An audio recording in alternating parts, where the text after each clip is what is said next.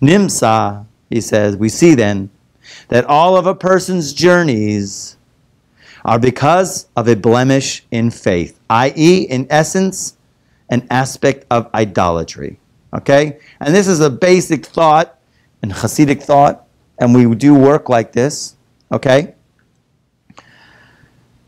For if he had believed with a perfect faith that God could provide him with all his needs at home, he would certainly not have to set out on a journey. So consequently, the journey indicates a blemish in faith, i.e., an aspect of idolatry. Now, you got to work with me here. Just chill for a second. But you got to think it. You got to start to introduce it, because it's all about the thoughts that we think. And it's because you really, when you think about it, the second commandment, don't worship any other gods, seems like, so for many people, that's a remote thing. No one's worshiping gods. No one's bowing down to statues these days. But it's not true. It's not true. If anybody has faith in something else other than God for even a slight thing, even the most slightest degree, according to all the Hasidic masters, according to the holy rabbis, that is an aspect in thought of idolatry. Because God is running every single thing, every single second of our lives. Every single thing, your parnasa, your wealth, your health, every single thing is completely run to the minutest detail, orchestrated to perfection for you and your life and for your growth. Nothing is nature. Nature does not exist. As a matter of fact, the numerical value of ha-teva, which is nature, is the same numerical value as God, Elohim, if you go and add it up. Okay? So really, who's running the show? God is absolutely. When we put our faith in something else other than God, what happens? Well, many things happen. One thing is God says, well, you just vacated a space and you took me out of the picture. I'll let you go ahead and rely on that if you think that's what you're relying on. It's very deep. It's very deep. Because in our lives, a lot of times because of habit, we tend to think, okay, we're going to rely on this or we'll rely on that, and I don't want to get into specific examples.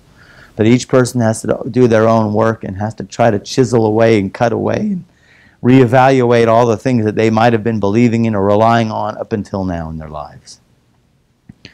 But in any case, the slightest taking away of faith, that God is completely running our lives, is an aspect of idolatry. So because of that, so God says, then you have to travel.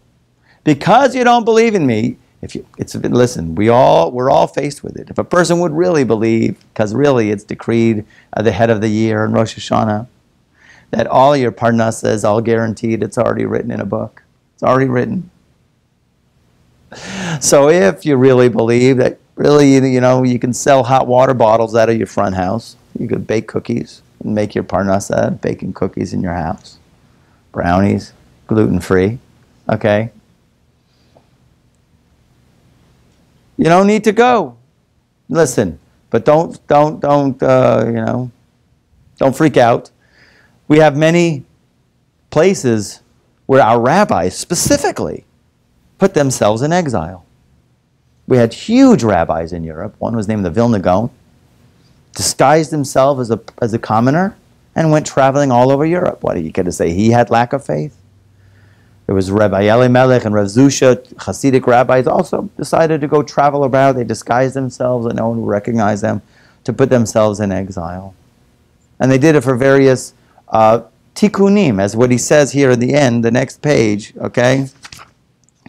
The next page says, interestingly enough, because Hashem, he says, okay, you didn't trust in me, therefore get out. He's not punishing. Therefore you got to travel, because you didn't believe in me. You don't have faith in me. I can bring you your parnasa at home. Okay? Therefore, get it. It's not like that. Really what it is the exact tikkun is in the traveling itself. As he says in the next page here in the second paragraph. And by virtue of his wandering, he rectifies the wandering he caused above, as it were. Okay? In other words, when he travels, and he has to travel, that is going to fix his Emunah. He doesn't have Emunah, therefore he has to travel, because he really didn't have Emunah. He worshipped the golden calf in a certain light aspect, in a certain aspect, in a certain formula. So therefore, he has to travel, but in that traveling itself comes the tikkun. All the time God uses that. What? Yeah, it's the second page. Second paragraph. By virtue of his wandering, he rectifies the wandering he caused above. Okay, because really what happens is, sadly enough, when a person doesn't believe in God, and therefore he has to wander, he causes God to wander. What happens here really is an exile. Like we say, it's either exile or it's redemption.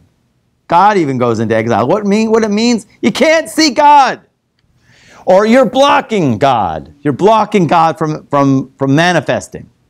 You block God with our immaturity from manifesting the way He really could.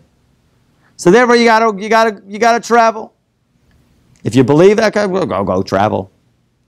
So how does the traveling that the person has to do, the wandering, how does it fix his Emunah? How does it fix his Emunah? You know, a lot of times people, they live in their houses, they live in their little neighborhoods, you know. They're very complacent, right? You call that kind of person, even these days, definitely these days, even in those days, person who never left his shtetl, never, you know, you'd say he's not a maven. He's not a maven. Maven means he doesn't really know. He's not very worldly.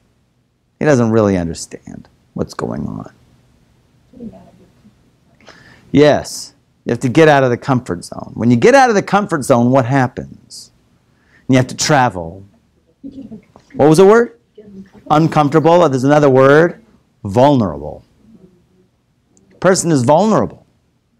Okay? My Rosh Yeshiva, he once, Rosh Yeshiva told us a story that his Rebbe would, sometimes he would send guys to distant places on Friday to go, you have to go to this, you got to raise money and find a place for Shabbos, of course, because it's Friday.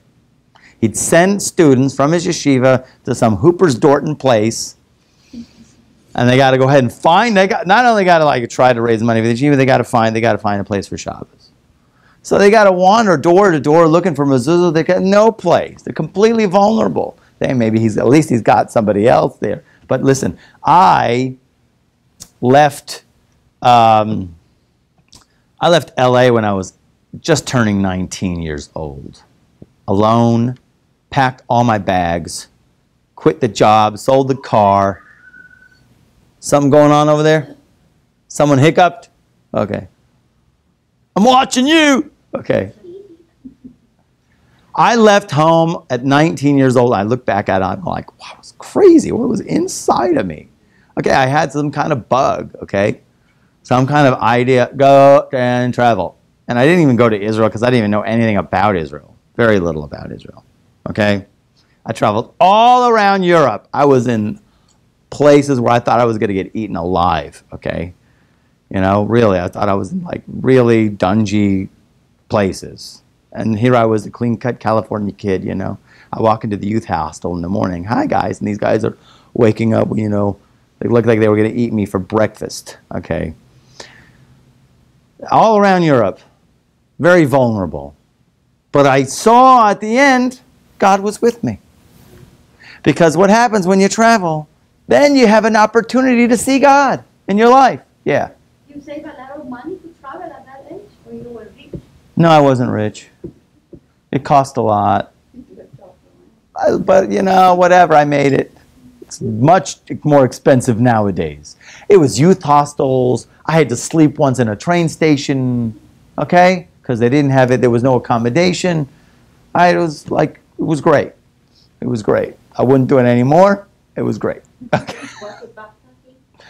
Backpacking for me was nerdish, so I had big duffel bags that I slept, and I built my arms like that, okay? I was crazy, okay?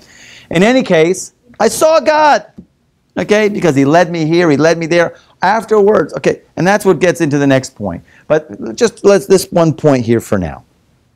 This point right here for now is because you have to travel and in your traveling, of course, you're going to be in situations where those guys, my Rosh Yeshiva sent to this outer town, Hoopersdorten place, Erev Shabbos, they got to knock on this guy's door. Hi, we need a place for Shabbos. You guys, the only thing I have for Shabbos is like this challah and a can of fish. You can stay. And they all shared this one can of fish the whole Shabbos, and they were satisfied. Somehow, for some reason, they weren't hungry. Bizarre. Okay?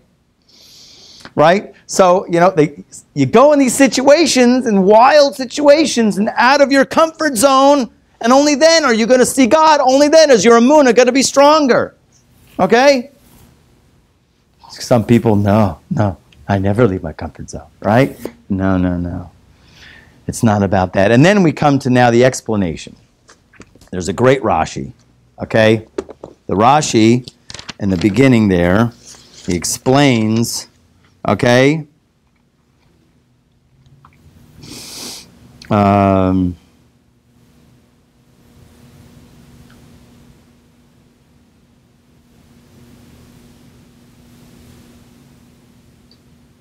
Mashal HaMelech, he brings a parable of a king. That his son was sick, and he had to bring him to a very far place for his healing. And once that he was coming back, on their way back, after the son got healed, so then his father started to go ahead and count all of the places. That's why we're counting all of these places, by the way. You're counting these 42. Why is God going over every single one of these 42? So Rashi, the 11th century commentator, is saying, bringing this from an earlier text, that the parable of a king who's bringing his son after he's healed on his way back, and he's counting. They're going back, showing. Do you remember here? Here we slept and we were cold. It was very cold that night. You remember here you had a headache. Do you remember here we were here and the roof caved in? Do you remember here this would happen and this would happen? And he was like counting each and every place. You remember here, this would happen here, you got bitten by bugs, the mosquitoes. Every single place. And this is the idea here. The idea here is for us, is that each and every single one of the places, the positions in our lives, these 42 steps in all of our lives, okay? God, in the end of days, after the healing, okay, when we're, God willing, will be refined souls, okay? And we'll reach that completion, and we reach our own personal land of Israel. God will show us how you know why you had to lose that job? You had to lose that job because of this. You know why this relationship didn't work out and you had to get that divorce? You know why this, God forbid, this child died? You know why you lost your parent here? You know why each and every person, God is going to go ahead and count each and every one of us exactly why it happened and what he needed to happen and the unbelievable lesson that was learned and the unbelievable what you gained from each and every single one of those steps in life. So just like here, we enumerate the 42 steps, each and every one of us, God is going to count and tell you, you know why you had to lose, and everything's going to make complete and total sense. And you're going to go, oh, I got it. Or we can do what we really have to do. And this comes to an unbelievable midrash. Unbelievable midrash.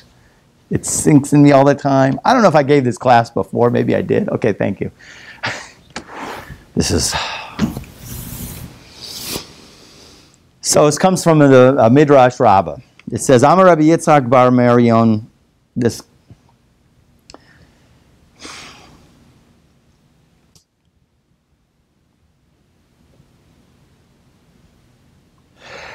He says, the verses come to teach. If a person does a mitzvah, he should do it with the complete and total heart. He has to do it with every single thing he's got. Because now why? Because Reuven, he takes 3 people that we have in the Chumash. He has Reuven, Aaron, and Boaz. Reuven, you remember Reuven? Anybody know anything about Reuven? What about Reuven? First son of Yaakov. Yeah. What did he do? He did something bad. He did something bad. He also did something good. Yeah, I found a way not to kill Joseph. Ah, beautiful. So here's how the language is. Follow me. Okay? That if Reuben would know what God would write about him in the 5 books of Moses, if Reuben at the time would know about it, right? Because it says in Genesis, and Reuben heard, right, what the brothers were conspiring against Joseph, and he saved them from their hand. He says, don't kill him, throw him in the hole. If Reuben would have known that they were going to write that about him in the Chumash, he would have put him on his shoulders and carried him right to his father in front of everybody. He would have told them all where they can go, and he says no. Hayamolichu etzel aviv, right then and there. Ilu haya yodea Aaron. If Aaron, now Aaron we know about. Aaron, actually Moshe at the burning bush was arguing with God for 7 days, right? He didn't want to go. He didn't want to go. 7 days. Can you imagine how many times can you say no? Right? For 7 days, he finally, he's told, you got to go back. You got to go back and get the Jewish people out. He's on his way to go get the Jewish people. And God tells him, Aaron is coming to greet you. And he's happy. And Aaron comes to greet him, and Aaron is happy. And the verse said so. But if Aaron would have known that the Kodesh Baruch Hu would write about him, behold, here comes Aaron, he's coming to meet you. If Aaron would have known that, he would have brought a 50-piece band. He would have brought a whole entourage of musicians and dancers to greet Moshe. He was happy. It says he was happy in his heart. If he would have known, he would have done it much more. Okay? And then we have the third. Okay? If Boaz, remember Boaz? Boaz in the book of Ruth. Boaz was the field, the owner of all the crops, running the show. He was the big boss. All right? And here comes Ruth, this strange Moabite woman. Who's that Moabite woman? What's her, right? But Ruth, what does Boaz do? He extends himself. You know what he does? He gives her some grain. He gives her some cereal. Give her a bowl of cereal. Right? Everybody else is kicking her, right? Throwing rocks at her. Give her a bowl of cereal, man. Right? If he would have known that, would have wrote about that in the Megillah, right? He would have mamish just slaughtered a cow, a fat cow, and made steaks. Would have done barbecue big time. Right? If he would have known.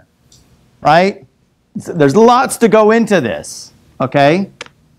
And the point is not, it's not that they would have just, they would have done it greater for their own publicity. That's not the poor purpose. They don't do, if they would have known, they would have done it bigger. It's not because, if they knew they were right about me, I would have done, that's not the point. Every single time, every single thing that these tzaddikim, that these righteous people do, they do it completely l'shem shamayim. They're doing it completely for what we have, and a huge function and a huge direction of our life, which is called in order to fix the Shekhinah. Okay? All the tzaddikim know this. All those who learn the inner wisdom know that every single action is only for one purpose and one purpose only, and that's to fix the Shekhinah. The Shekhinah is the divine presence. In order to fix the receptacle, in order to fix the world, to heal the world, that the world becomes a recipient of the divine presence in a greater way. In order to make God greater. So these three tzaddikim were saying, wow, if I would have known, I could have done a greater Kiddush Hashem, sanctification of God's name. Okay? Everybody, they're into one thing. How do we sanctify God's name in a greater way? Okay? Every single direction, every single function, every single thought, every single intention is for that and that only. How do we make God's name greater? So if I would have known, if Reuben would have known, right, that God was going to write this, I would have done it. If Aaron would have known, I would have came out with the Rolling Stones. It would have played Mick Jagger, right? I would have hired Mick Jagger, right? No. Anyways, if I would have known, if Boaz would, I would have made, right? I would have had a fat cow, okay? And now comes the last one, okay? And we're going to end with here, the fourth example.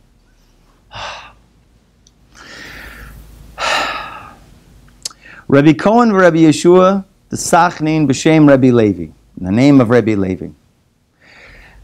They continue this midrash and says, in the past, it was that if a man would do a mitzvah, he would do something special. The prophet at the time would write it down. Each person, their own Megillah. Let's say you had a neighborhood prophet. Humble has a prophet, whatever, Maurice Blasnalis was the prophet. So, he would know what everybody's doing, and he would write, and you'd have your own little Megillah. If a person did something of a mitzvah, the prophet would write it down. Now, you don't have prophets anymore. So what happens? And now, mitzvah, when a person does a mitzvah, who writes it? Who writes it?